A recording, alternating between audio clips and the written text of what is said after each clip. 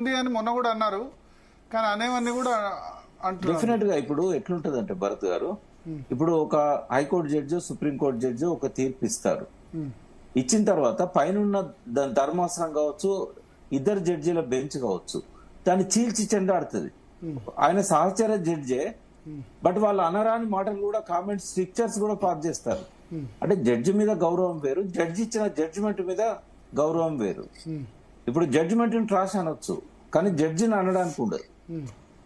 కాబట్టి భాష విషయంలో కొంచెం జాగ్రత్తగా ఉండాలి మనం. తీర్పును తప్పు పట్టొచ్చు కానీ తీర్పు ఇవ్వడం వెనక ఉద్దేశాన్ని తప్పు పట్టకూడదు. మనకి ఇష్టం ఉన్నా లేకున్నా, ఆయన నచ్చకపోయినా గౌరవం ఇవ్వాల్సి వస్తుంది. మేము మై లార్డ్ అంటాం, కొంతమంది జడ్జీలకు మై లార్డ్ అని అర్హత కూడా లేదు వాళ్ళకు, కానీ అనాల్సి వస్తుంది కోర్టులో పోయినాక. ఇంకా ఫ్యూడల్ సిస్టమ్ కోర్టులలో కొనసాగుతున్నది కదా.